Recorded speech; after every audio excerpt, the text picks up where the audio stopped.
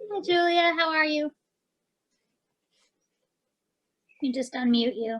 There you are. Oh, thanks. There you go. Great. Hi, Jackie.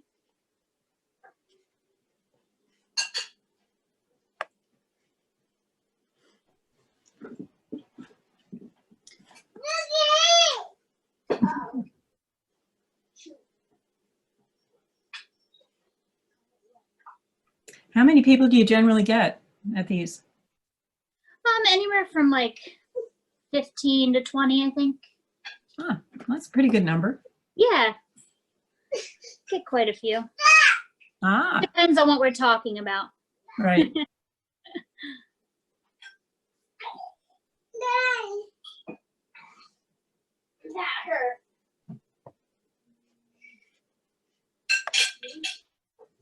Hello.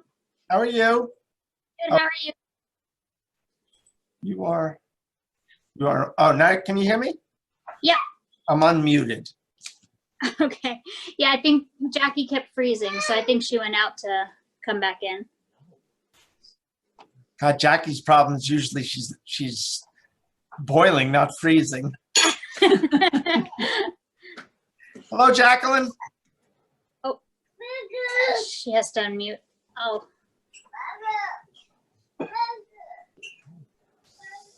Unmute yourself, Jackie. I just did. there Okay, you I can hear you now. Can you hear me now? We can hear you now. Who's that wonderful young voice I hear in the back? Julia.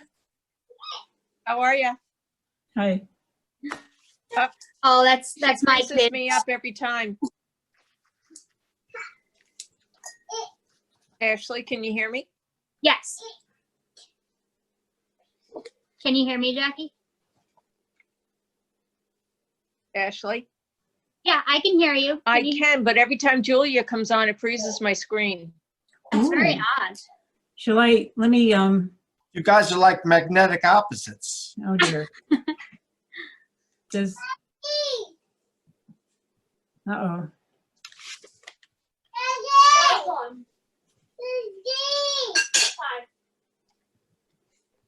What is that little? I think that's Julia's, like, the picture when she has her camera off.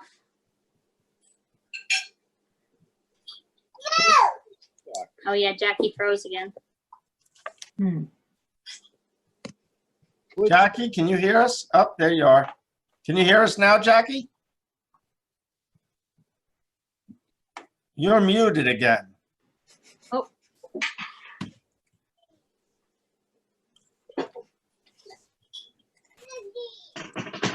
I have to wait for it to tell me to unmute. there you go. When Julia comes on, she freezes me. Yeah. No. Is it better when I'm not on? Should I, is that better? I'll stay, you know, behind my little, is that better, Jackie? All right, there she I haven't frozen up yet. Okay, I'll just stay back here No, you behind the screen. No. Show your No, that's face. fine. You're doing a presentation. No, Ingrid's going to be making our presentation, so. Oh, okay. Yeah. When it freezes, Jackie, can you still hear us? I hear it kind of goes in and out. So it's like part of a word, part of a word, part of a word. Really? Yeah. never heard that before. But now I'm good. And then I have to wait for you to connect me again. And then I have to wait for the unmuted to come up. But I'm good right now.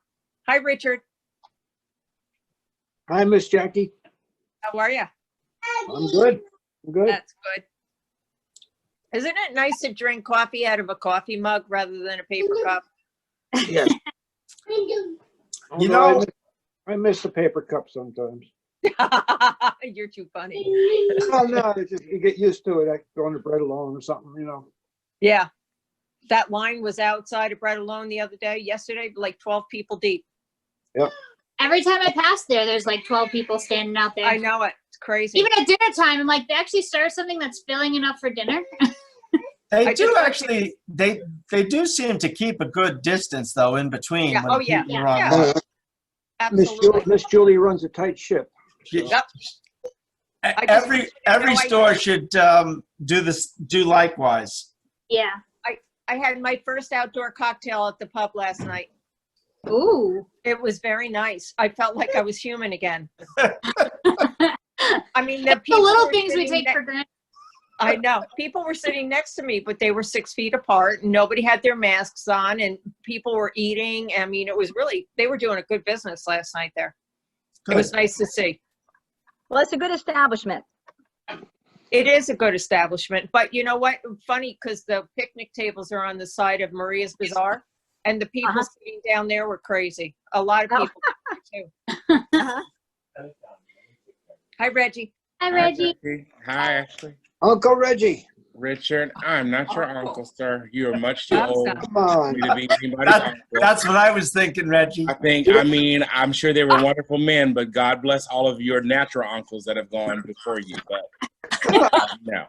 Closer that he'd be your uncle. Wow. Actually, he'd That's be right. I mean, he'd uncle. be your great uncle.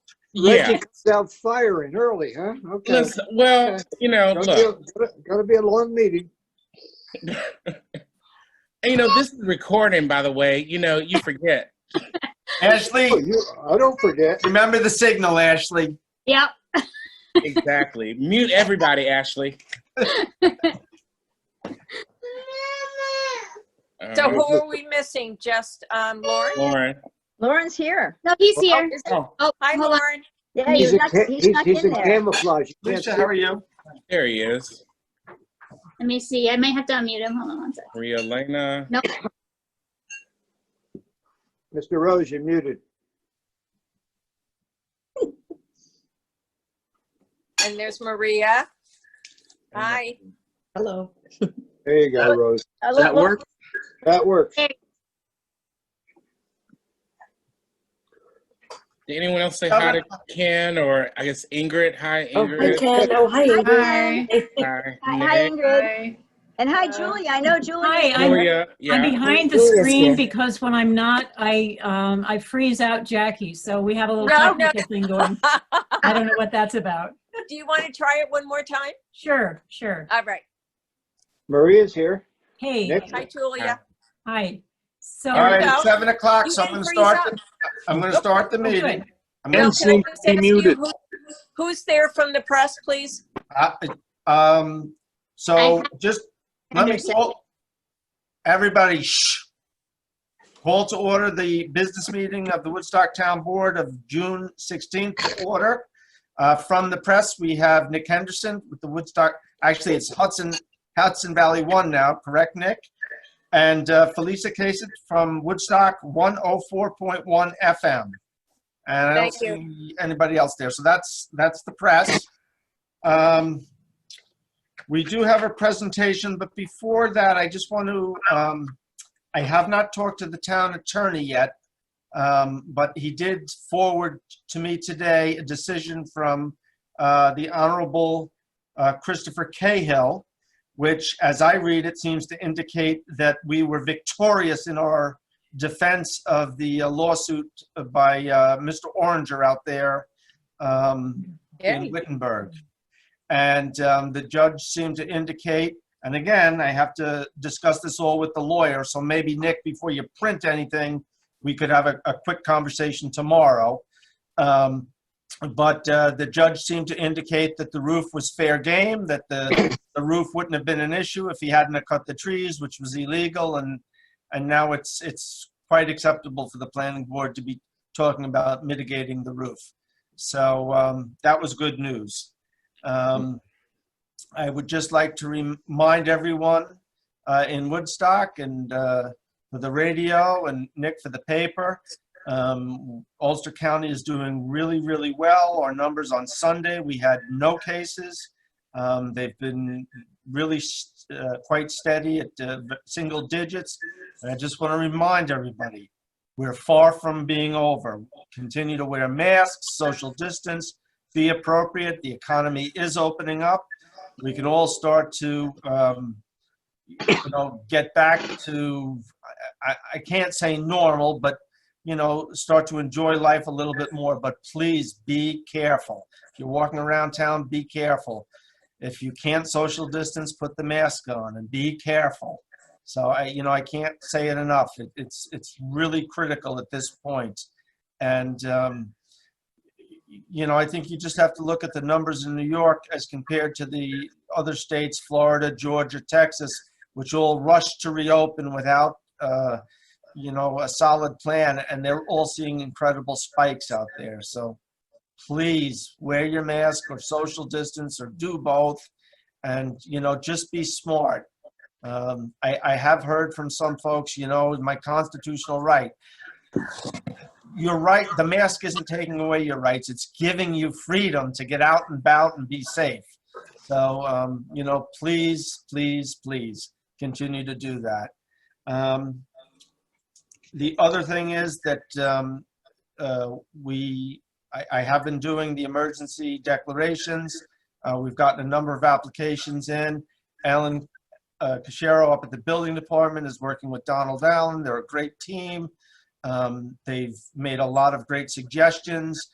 They've taken a number of applications and made some tweaks to make sure that, safety was paramount. And, we'll just continue along in that vein. But I'm pleased by the support and the cooperation that we're getting from the businesses in town. So, and again, I just ask everybody, just take a deep breath and pay attention, be safe. So with that, I will turn the floor over to Julia and Ingrid. Okay, well, thank you, Bill. So this evening, we're going to have a presentation about the Natural Resources Inventory project that we've been working on since January. And we've been really fortunate to have the leadership of Ingrid Heckel, and she's here this evening. She's going to be making the presentation. And I just wanted to say a few words about her and her background before she starts. So she's a conservation and land use specialist. She's at the New York State Department of Environmental Conservation's Hudson River Estuary Program through a partnership with Cornell University. She works with Hudson Valley communities like ours to promote conservation of important natural areas and habitats through local land use planning. And she holds degrees in environmental biology and geography. And she worked actually previously for Hudsonia, where she was the lead biologist for the Woodstock Habitat Mapping Project that was completed in 2012. So I'm sure a number of you will remember that one. And we're really glad to be working with her and her team, very fortunate and very grateful. So Ingrid, I'd like to turn it over to you. Thanks. Thanks so much, Julia. You can all hear me well? Yes. Yep. Great. Okay, so I'm gonna go ahead and share this presentation and see if it'll go into presentation mode. All right. Well, thank you so much for the opportunity to present this evening. It's really great to be working with the town of Woodstock again after several years. So this evening I'll be giving kind of an update about our work on the Natural Resources Inventory project. Before I start, just a little background about the Estuary Program. We're a special program at the New York State Department of Environmental Conservation that was established to help people enjoy, protect, and revitalize the Hudson River and its valley. And we work throughout the 10 counties bordering the tidal Hudson, shown on the map here, to ensure these many key benefits. And within the Estuary Program, I work on the conservation and land use team, and we work with local governments, land trusts, and other partners across our region to help incorporate natural areas and habitats into land use planning and decision making and conservation planning. And this is the basic approach that we've been advocating since we started about 20 years ago, which begins with identifying what you have, understanding the important natural resources you have, their significance, the various benefits they provide, provides a foundation for setting priorities and establishing plans and policies to protect and manage those resources for the future. And so a couple of years ago, recognizing that many communities lacked that basic foundation, we developed a guidebook about creating a natural resources inventory and started focusing a lot of our outreach and technical assistance work on developing these projects. And since then, we've worked with about 30 communities throughout the region, shown on the map here, And they range from urban Hudson Riverfront cities and dense villages to rural communities and county level projects and everything in between. So a natural resources inventory is really a compilation of information about the naturally occurring resources in a community. And it brings together a lot of existing data from state level and regional level data sets, as well as local studies that may have been conducted about geology and soils, water resources, habitats and wildlife, land use. We've been encouraging communities to address climate conditions and future projections. And some communities have also incorporated information about cultural resources, such as historic sites or recreation amenities. So we embarked upon this project. It really began with contact that started in the town of Olive with their Conservation Advisory Council, which wanted to develop an NRI. Soon after we began conversations with Olive, we learned that there was also interest from the Woodstock Environmental Commission. And we decided it was an opportunity to form a partnership with the Ashokan Watershed Stream Management Program and Ulster County Department of the Environment to try and help both of your towns to develop these inventories, and that it would also provide an opportunity for some integration and collaboration across the towns. So we've been supported and sharing the mapping and technical assistance among our staff, including myself and my colleague Nate Nardi-Cyrus at the Estuary Program, and Tim Koch from the Ashokan Watershed Stream Management Program, Ben Gannon from Ulster County. We've also had some assistance from Grant Jang at New York State Department of Health, who's also working with the town on source water protection. And of course, volunteers on the Environmental Commission, the Climate Smart Communities Task Force, and staff from Woodstock Land Conservancy and other volunteers in the town, including Ken Panza and Jerry Washington. It's been a really great and active and engaged group. We've been meeting monthly since January. And so the goals for this project have really been to create a unified reference for planning, designing, and reviewing new development in the town. We recognize that Woodstock has a lot of data about your natural resources, but some of that's in different places, and this will hopefully provide one easy to access compilation of everything. It will provide a foundation for future land use policy as well as climate adaptation planning, and hopefully help to serve as a tool to cultivate stewardship of those resources among local residents. We're working from a lot of great existing data, as I said, from the state and regional level, and also at the local level, including your updated comprehensive plan and prior studies about the aquifer and source water protection, the watershed study for the Sawkill. There's various data available from the Ashokan Watershed Stream Management Program that we've been integrating, and of course that habitat map from Hudsonia that I worked on several years ago.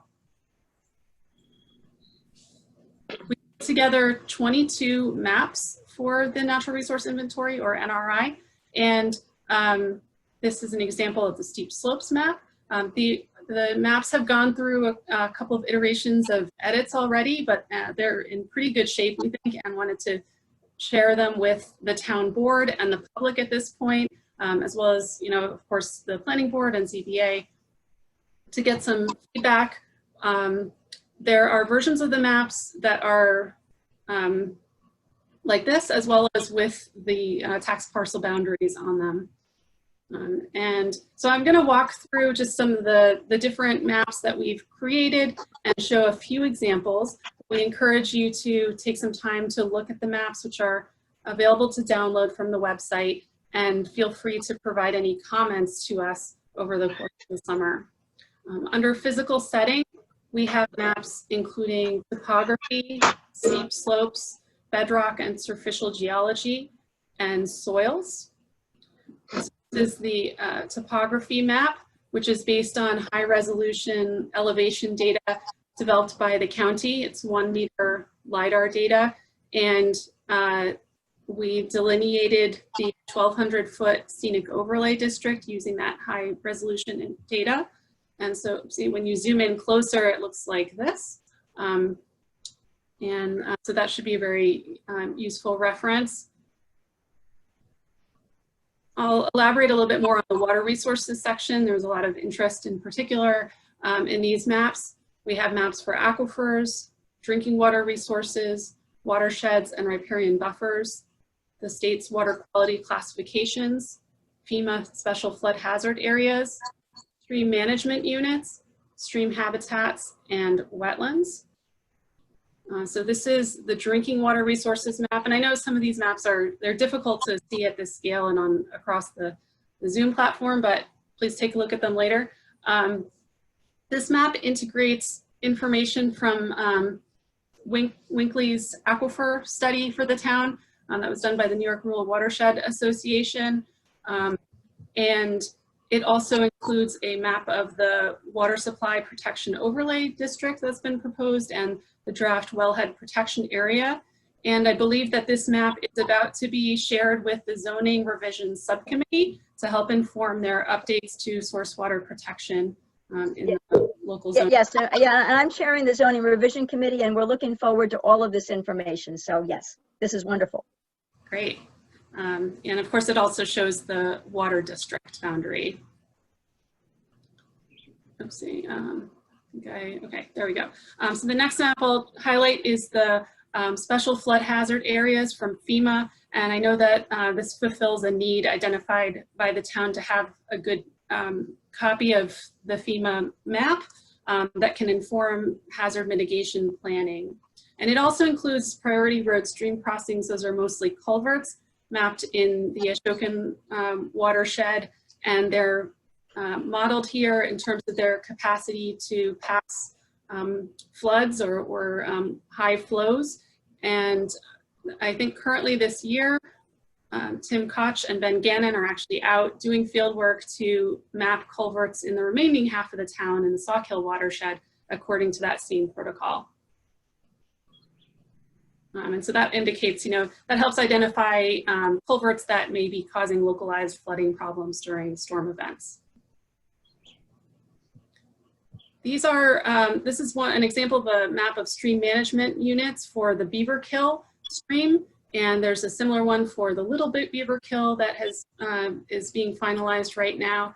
And this corresponds with very detailed stream management plans developed by the Ashokan Watershed Stream Management Program. Tim hopes that this will make information in those plans more accessible and specific to the town. And it also provides hopefully a framework for organizing data potentially from the Sawkill watershed.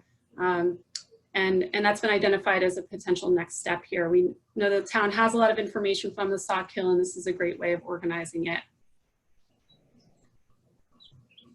Stream habitats this map shares information about things like mapped trout streams, streams that are supporting wild brook trout populations, and shows some of the same culprit information.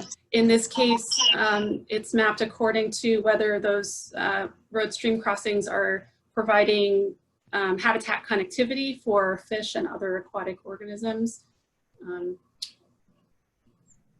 The next group of maps are related to habitats and wildlife, and they include maps showing the landscape context of the town, the habitats, important biodiversity areas, which includes information about known rare species occurrences, large forests, and natural features for climate adaptation. So this is, again, the town's habitat map from Hudsonia. We're not reinventing the wheel here. This is an excellent resource that we understand the planning board is actively using. And we've incorporated some information from this map into some of the other maps as well. I want to mention the large forest map. So this is an example. We're incorporating really new data. This is a data set developed this past year by the Estuary Program in partnership with the New York Natural Heritage Program to map and classify forests according to a number of different metrics relating to forest health and importance and integrity. It highlights how there are a number of really high quality forests, important forests in Woodstock. The purple and blue forests are in the top 5% of all forests in the Hudson Valley region. So this helps better understand how your forests rank up with other surrounding areas. But what is a forest rank? I never heard of a forest being ranked before. What does being the top 5% mean? We looked at different metrics related to the degree of fragmentation of forests by roads and development, water resource values, such as presence of streams and wetlands, known rare species habitats, and other indicators related to health and values. We actually have a full webinar that was recorded about this data set, but the NRI report itself will describe the information and give a little bit more context. Okay, so we have a lot of good forest then. Yes. And this last map I'll highlight, or this section is on land use, which has maps for agricultural resources and conservation and public lands. This is probably the most comprehensive map out there, showing lands owned by the state and New York City, as well as lands that are under conservation easement, lands owned by the town and by conservation organizations. Okay, so this is just a little timeline. The town board supported this project with the resolution back in January, and we got started. We spent the spring developing these maps and going through some review and revisions as a committee. And now we're ready to share those maps and get some feedback, and we're starting work on a draft report that will describe each of the maps and be a reference. And we're also planning some additional public outreach, hopefully doing some kind of public Zoom event in September. And we're hoping to finish up work on the report and any revisions to the maps this fall, so that the project will be complete by the end of this year. So when you're looking for feedback, as you say, you want to share the maps and get feedback. So you're sharing maps with us now, but who is your audience you're looking to get feedback from? Well, we're really interested in particular in feedback from the Planning Board and Zoning Board of Appeals, which I think are some of the primary intended users of these data. But by all means, anyone who has questions about the maps or, things that are not intelligible, any feedback is welcome. Okay, and the feedback goes to you? Yeah, I'll provide that information at the end of the presentation. Okay. It'll go through WEC, but myself and our partners will handle the revisions to the maps. Okay, so wonderful set of maps. Thanks. Okay. So this is just some examples for potential uses for the NRI. We hope it'll be a great reference for project reviews and local tweaker reviews. Potentially could be used for the establishment of new critical environmental areas, for identifying conservation priorities in the town in the context perhaps of developing an open space plan or perhaps a community preservation plan. It can be used for hazard mitigation planning and zoning and subdivision regulation updates, and also contribute to the Climate Smart Communities certification process that's underway. And of course, hopefully will be used as an education tool with landowners. Okay, and I do have one more question. Well, probably I'll have more after this. I always ask questions, but so the question I have right now, so as people give you feedback, I'm assuming that your map data is correct. So what kind of feedback might they give you? They're not going to know more than you do about the data you put on the map. Mm-hmm. That's a good point. And, the maps are based primarily on existing public data, and there may be errors or inaccuracies in the map because these data sets are not perfect. So if there are things that are missing that should be pointed out either on the maps or in the report, those are good things to point out. Hopefully there aren't many of those. And potentially there are things pointed out that are missing that might be future directions for future projects. Also, if I might say, part of this has been just trying to figure out how to make everything most readable and most usable and useful to everyone in Woodstock. So the choices that have been made are pointing in that direction, we hope. But if somebody says, well, I really wish you'd cover this a little bit more, or for my work, I need this, then we might try to augment or enhance some kind of map to fill that particular need. So, Yeah, okay. Well, because I know for the zoning revision committee, I expect that we'll be consuming a number of these maps. So it's good to know if we had feedback, we'll give it to you. But I think we want to take them sooner rather than later. So I don't know. We don't want to wait till they're considered final. I think that we're going to want to consume them kind of right away. So it's good to know the whole timeline and that we can give feedback if desired. Yeah. And so the maps are designed to be, we have sets of maps actually both that will be able to fit within a printed report, but also most of the maps and the ones I'm showing here are designed to be printed in a large format, like a poster size. But we recognize that a lot of people be looking at them on their computer, and you have the ability to zoom in really easily. And potentially down the line, you know, there's online mapping capabilities. The town may be interested in investing in putting these resources into an interactive online map, which some towns have done. That might be another next step. Okay, and these, for now, yeah. the charts that we're looking at, so did you already send them to Ashley? Will Ashley be sending them to us? Or do we already have them perhaps? Maybe I just didn't look. look at the URL at the top of the screen, and that's where you can find all the maps. It's Well, I on didn't the know if I need to write- WEC page. I didn't know if I needed to write that down or somebody's going to send us this I'll deck. send it to you if you like. I would love it. Yeah, I'll do that. Julia, is that, I haven't looked lately, is that posted on the website, It's on the WEC page, on the WAC page? right? Yes, there's not. I was going to see if there's a chat. I'll, oopsie, post it in the chat. Oh, yeah, please post that because I was looking for that. Okay. I'll just Thank go you. back to this again. Yeah, so the presentation, you know, we'll accept comments on the maps until September 30th, and you can email those to wec@woodstockny.org with NRI in the subject headline. And like I said, we're hoping to do another public event sometime in September, probably on Zoom, depending on where things are at. Yeah, it was an excellent piece of work. So thank you very, very much. Yeah, that was great. Ingrid, very this is much. Jackie, the town clerk. Can you hear me? Yes, should I stop sharing at this point? No. I just want to Okay. ask you one question because everybody's asking you if it's available or not. Is this something that you can email me that I can, is it a PowerPoint? Yeah, I'm happy to share this PowerPoint. If you want to put it on the website, that's fine too. Well, what I would love to do is make it part of my permanent minutes. Definitely. Oh, So yay. if it's something that you can send to me, I'll print out and put in the minute book. Okay. Thank you. Okay? And you can call either Laura, Ricky, or any of them know my email Oh, address. just give it to me, Ingrid. I'll make sure it gets to Jackie. That's, Okay. Thank you, Julia. Appreciate it. you bet, you bet. Great. Any other questions?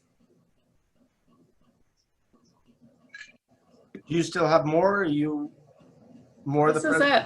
That's it? Oh, great Yeah. job. That's it? That was excellent. Thank Thank you, you. Ingrid, very much. Thanks a Yeah. lot. I'd like to make a comment.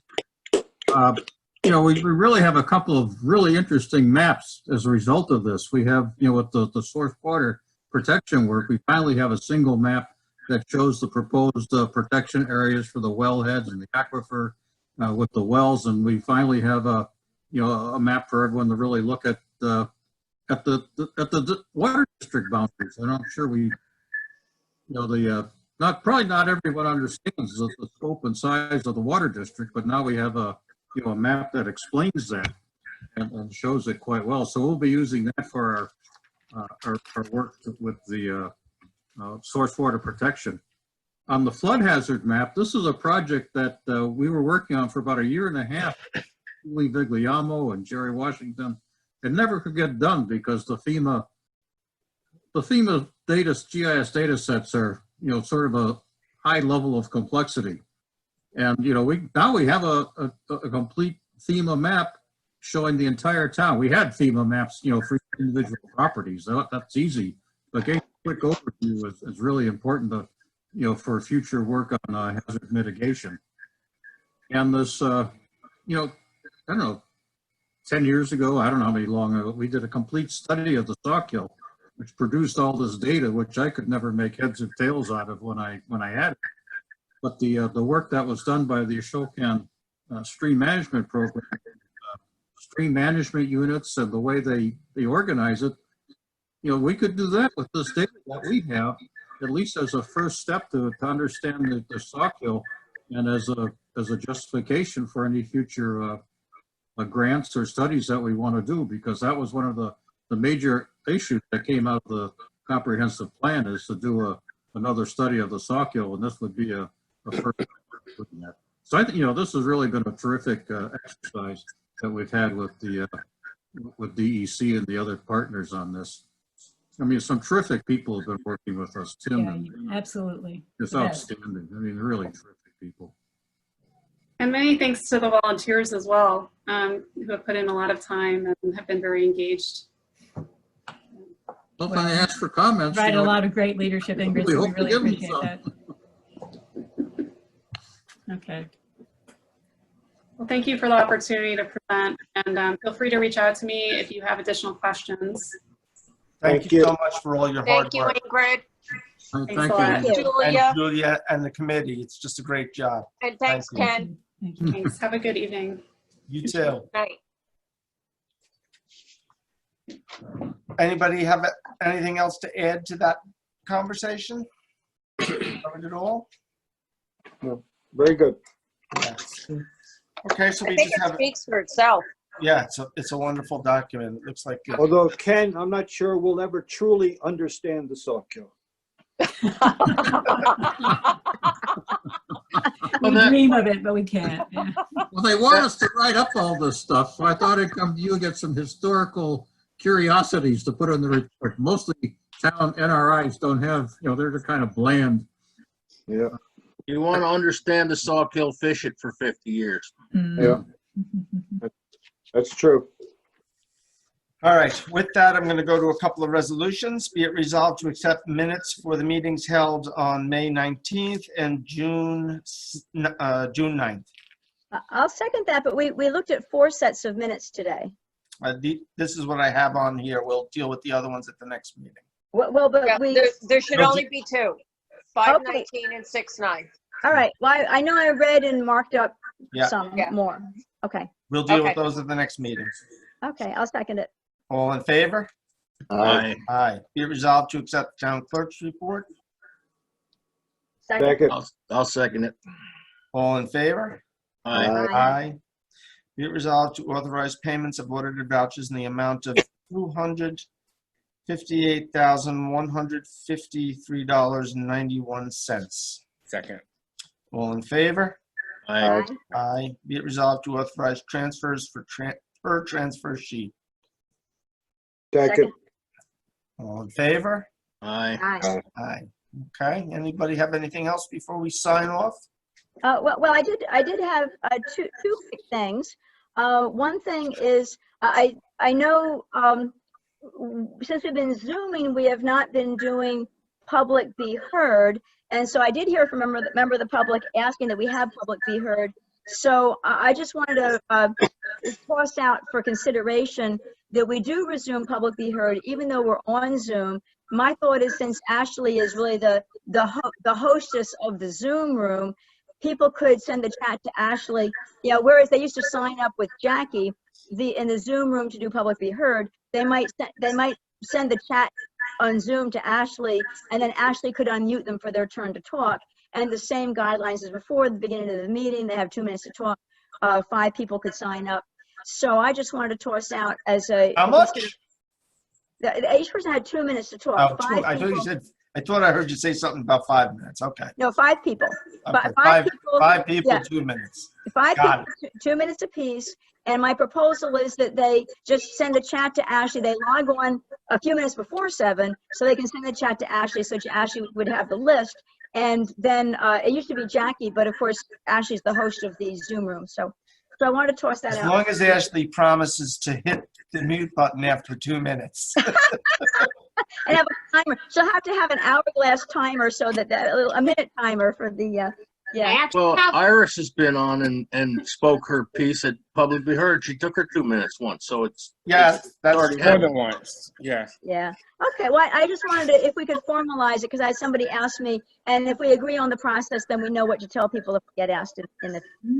okay. What was your other, you said you had two things? Well, I had the two things. And the other thing is, as people know, I do have a day job, and my company did put out an opportunity for employees, but really it's an opportunity for anybody in the world. It had to do with the George Floyd incident and the increased awareness of the Black Lives Matter movement. And so today I did give some money. They say put your money where your mouth is. And I just thought this was a good set of organizations if anybody wanted to continue on with the support that we talked about. What's that? Laura, So you I just just want to say, if froze. anybody I'm sorry. want, yeah. You just froze up and we lost some of what you I'm said. sorry. Yeah, I haven't, yeah, my internet does that sometimes.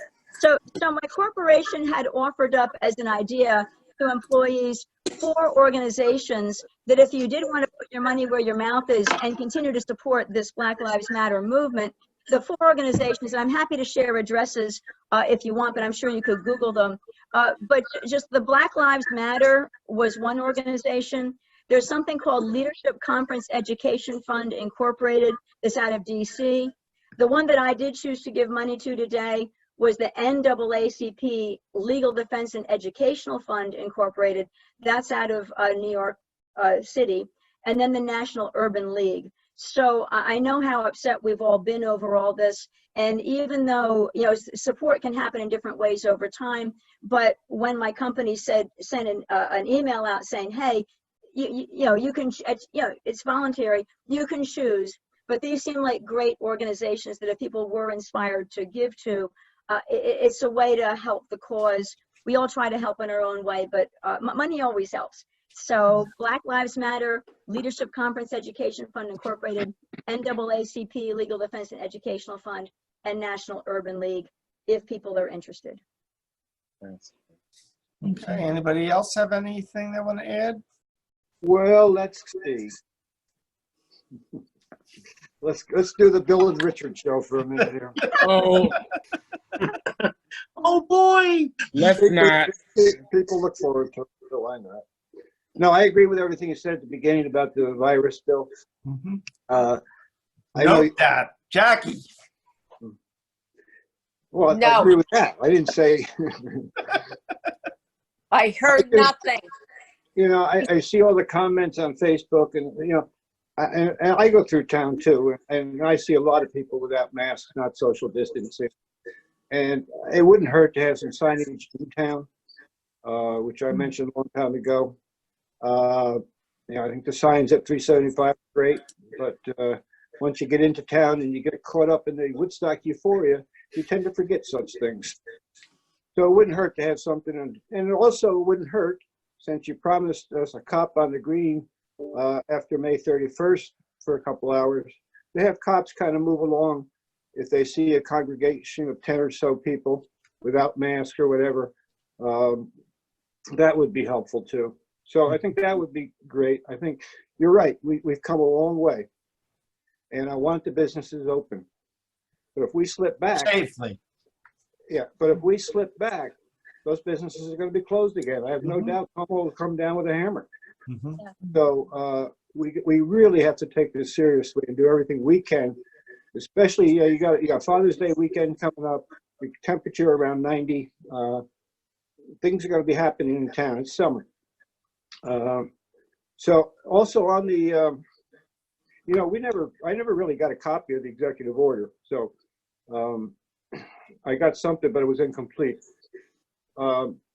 If a business has not submitted a plan, or is not in the pipeline at least, what happens to them? And they're serving outside or whatever. You mean, and they're doing something that they don't have permission for? Right. They'll get a visit from the building inspector. Well, okay. Yeah, yeah. I think that they've already talked to a couple of businesses. I know that I reached out to 2 businesses that over the weekend had started to do things, and I said, you're going to get a violation, and they did get me applications in already. Okay. Good. So the one thing I do want to point out, though, Donald's, who's helping review these projects for Ellen, he is not enforcement. It's not his job to go out and point at. All he's doing is looking at those who put the application in. Yeah. So Are the police made aware of who's legal and who's not? you know, that it's really a zoning issue and not a police issue. No. I know that, but if, you know. I can pass the applications on to the chief. Our zoning department isn't around on Saturday and Sunday. Correct, but the police wouldn't do anything about zoning anyway. Well, so who would do the zoning? If it's not building department, who would do zoning? If there was It is building. It is building. It's building. Right, but you said it wasn't Don, but Ellen could do it, or Butch. Donald is not. Donald is a volunteer who's helping to review applications. Right, so It's Ellen not- Butch would be the He one. doesn't have. Hold on, let me finish. He Okay. doesn't have the authority to go after those who are breaking the law. All he's doing is reviewing applications. It would be Ellen and Butch who would go out and cite businesses.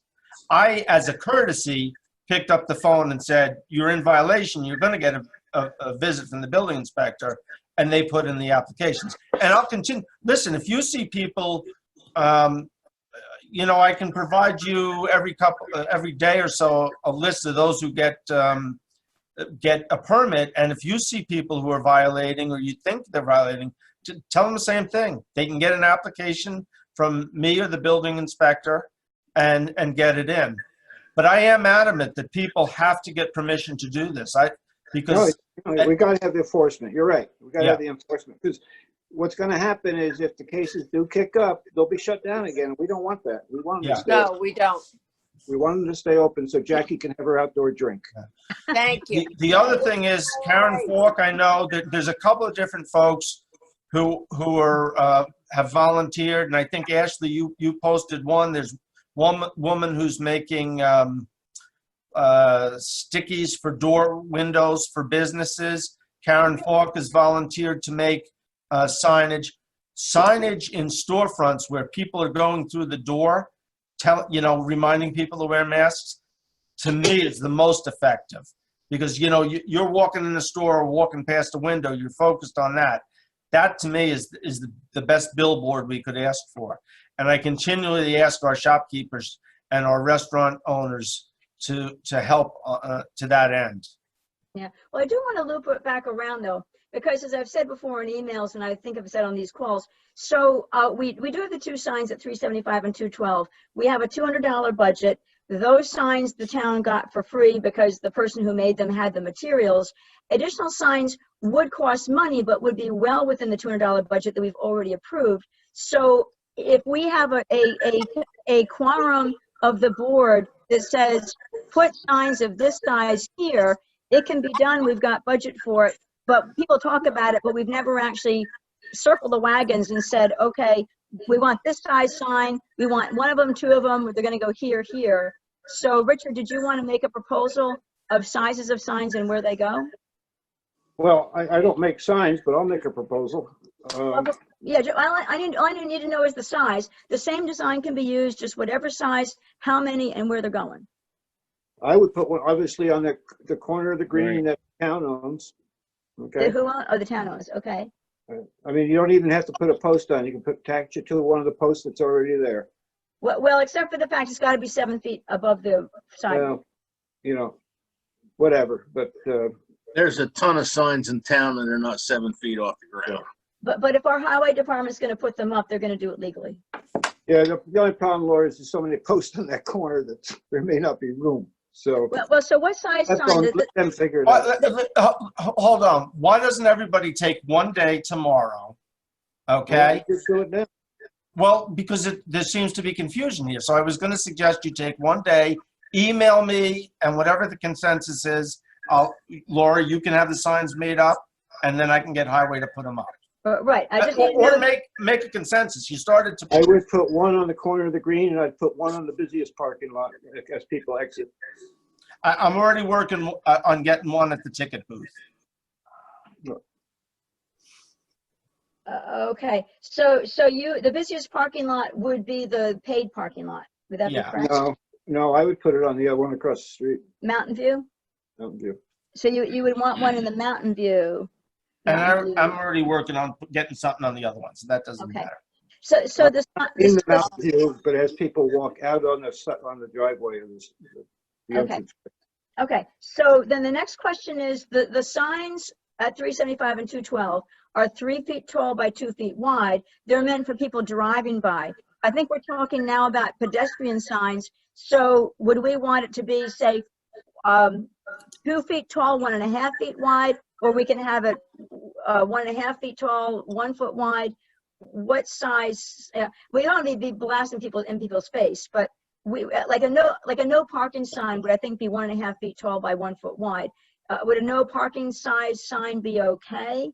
Since I think it's too small for me, but well, I think you got to make them the same size as the ones that are up there, because that's fine. people aren't going to read a little sign. They're not going to read the big sign either, but you got a better chance of it. Okay, so you want 3 by 2. So I you want agree. you want two signs, 3 by 2, and you're going to put one on the corner of the green that the town owns, facing people. I would say you want to face people coming from CVS up the hill to the green. You want to face that, right? across, yep. From the crosswalk, so you can see it from the crosswalk. And then the other one is Mountain View parking lot as people exit the Mountain View parking lot. Do we have I'm happy to proceed to get them made. We will see a bill, but it's going to fit in within the $200. Do we have does anybody say no? We don't need a resolution. Just go get them done. It's already been approved. Well, I want to make sure we had a consensus of the board that wanted it, that's all. Go get them. Go get them. Was there anything for Overlook? Just something small that, right at the entrance, or? That's state, and again, I've requested, and I don't know what they've done up there. But people can't wear masks hiking up the mountain. There's thousands of acres up there, so they can social distance. And a sign doesn't fix stupid. So if they're going to do something stupid up there, they're going to do it anyway. Right. I mean, I've seen signs on front doors of stores, and people, I mean, maybe you'd be surprised, or like Lauren said, probably not, at the number of people. There's a sign right in front of you, and it's like still don't do it. Yeah. Yeah, I guess I was concerned with. I know that folks can't really reasonably wear masks when they're exercising or hiking, but just the mere fact that they're congregating, in that parking lot area, I just thought, when sometimes it's a little frightening to see so many cars and so many people in a confined space like that parking area. But that's fine. I get it. I understand what you're saying. That either people are going to be thoughtful or they're not. So. The thing is, we got to be trying to do something. I mean, there are people, I know there's people who complain, but there are people who are afraid to come to town. Mm-hmm. And rightfully so in many cases. And at least we're trying to do something, And to the locals, I would recommend, don't come into town on the weekends. The bigger the crowds, it does increase the odds that you might come down with something. Or as I think most of us, all of us that have lived here long enough know, you go early on Saturday. Yeah. I hate going through town on Saturday at like 4 o'clock. Forget it. Go through early. What'd you say? No, forget it. You're right. Forget it. Yeah. So, yeah. And then people have to do what they're comfortable with also. And so just know that, as much as we want everyone to wear a mask when they're outside, we cannot control that personally. Just so if that's really going to upset you or make you really worried, then I would think about when you're going out, and that we can't, as much as we'd like to in some ways, we can't, go up to every single person that we see and get into a shouting match with them about a mask. So, and people shouldn't be, be careful. Yeah. Be careful. Don't be attacking other people. Right. Yes, the chief got a call from somebody who threatens what would happen if I did something like that. And listen, we're all a little frustrated. Again, I would love to see 100% compliance, Although Dr. Fauci said if we can get 80%, we'll be doing great.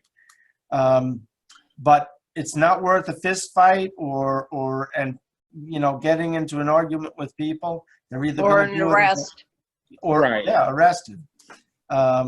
Because the next thing you confront somebody and there's a shoving match, you're the one who started it, and it's And that's just also what you wanted to avoid anyway. Like if your concern is really avoiding people, you're not about to get in someone's face and shout with them for 5 minutes about why they're not wearing a mask. So, right. no one's blocking you. Right.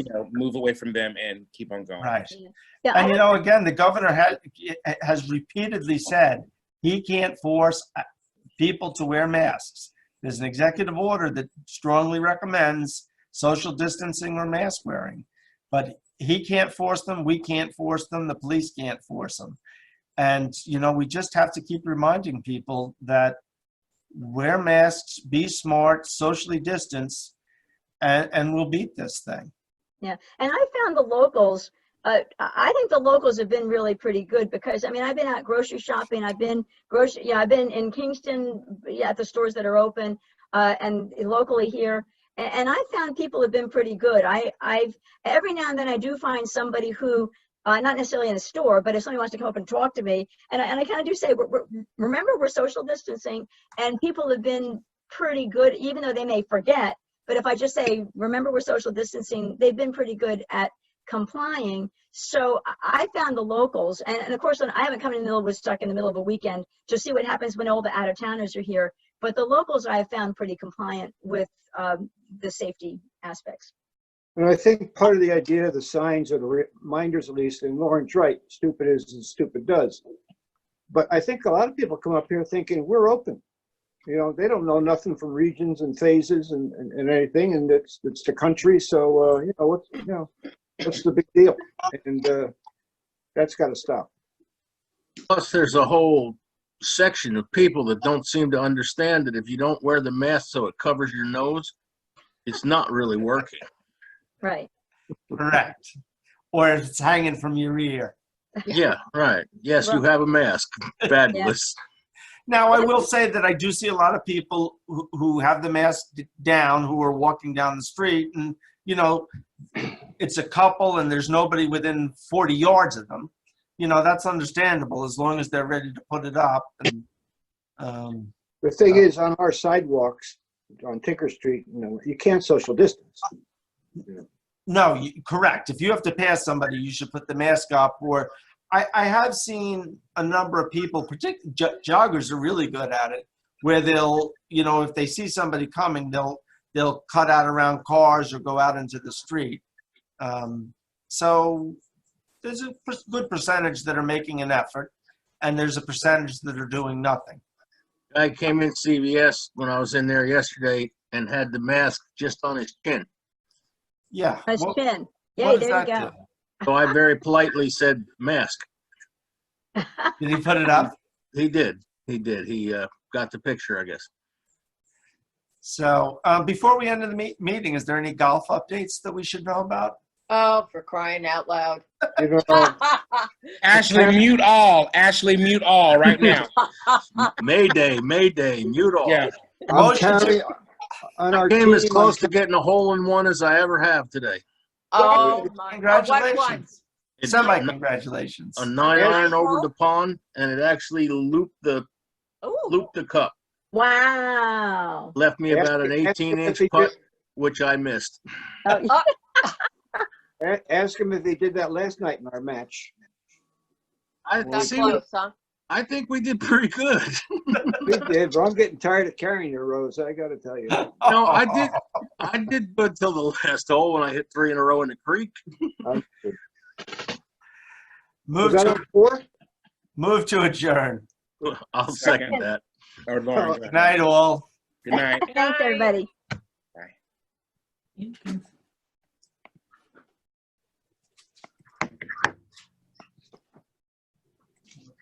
Thank you. You're welcome. Good night, Ken. What were you laughing about? I can still hear you guys. Be careful. Who was the other phone number? It's okay, I'll cut it. You might Who's want number to, you on might that? want to mute us. Good Who's- night. You can stay. Who was the other phone number on that text? I have no idea. Was that Michelle? Was it Jackie Bill? Yeah. No. Oh, Was okay. it me? Oh, yeah. I Yeah. kept seeing stuff pop up. I gotta ask you how I can respond when I'm on. On what?